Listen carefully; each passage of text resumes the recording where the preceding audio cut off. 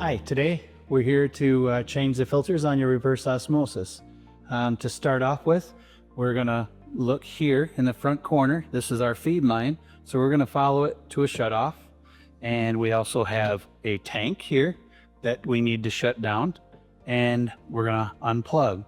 So we'll start off with shutting off the feed line and shutting off our tank, and then unplugging the system. And now we can start changing our filters. First off, we're gonna usually have a wrench hanging here somewhere, and that just helps to take the pressure off these filters like this.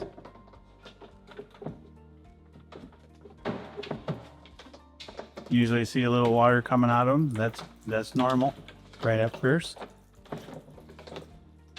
Sometimes you can just put a little towel down. I just clean up everything when I'm done. It's just easier. So we'll take this filter off. This first one is a sediment filter. We're gonna come over to a sink and we're gonna dump them out.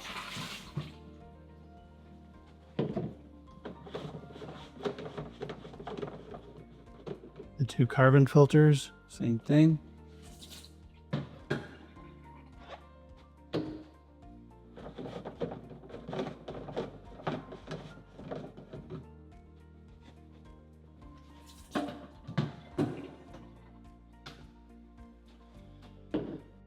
Okay, so we're up to changing the filters.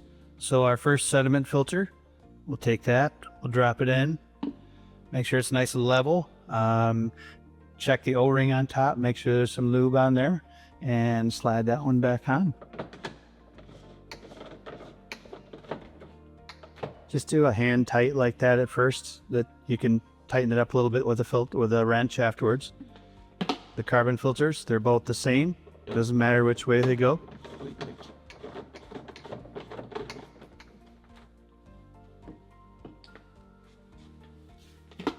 Just checking your O-rings, make sure they're down in those little seals.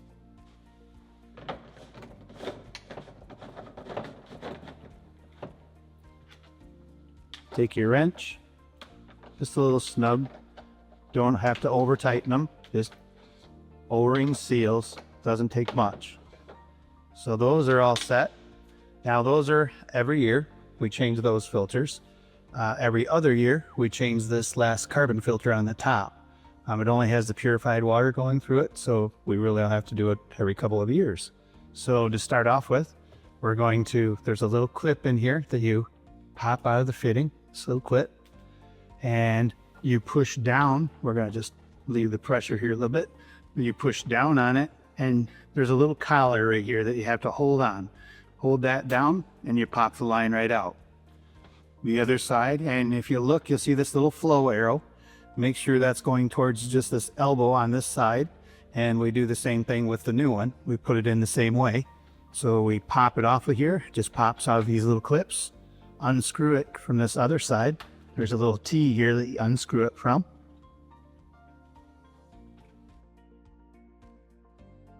See that? We just got a little T with some threads. Screws right into the side of the filter. Just screw it back in the new one. The other side has an elbow in it. We just unscrew.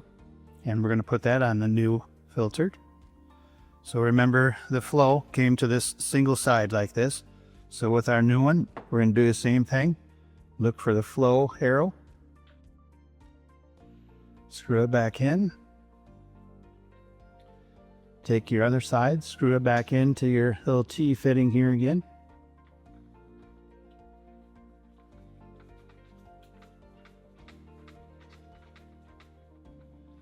Snap it back in place. Put your line back in. Just make sure there's the O-ring. You just have to hit the O-ring and go on by like that. Just set that all up there. We're all set. We've got the filters changed down here. We're changed the new filter on top. Now we're going to go back to starting it over again.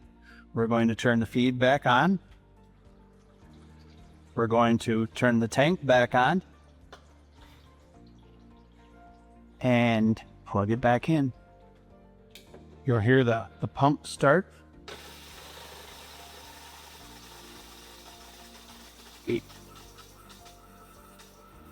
Kind of gets rid of all the air out of the system.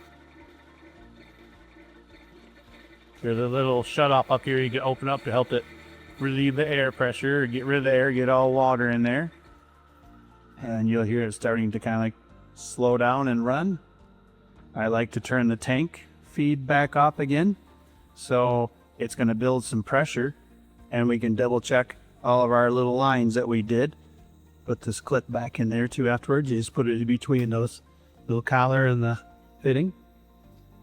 Takes just a minute to repressurize. Get rid of all the air out of the lines and filters. There, she shuts down. Now you can double check all your little fittings, your lines that you redid. Make sure there's no leaks in them. And after you're all set, I would give it approximately a minute or two just to double check for leaks. And when you're all set, turn your tank back on. The pump kicks back on and it's refilling the tank for you to start using again.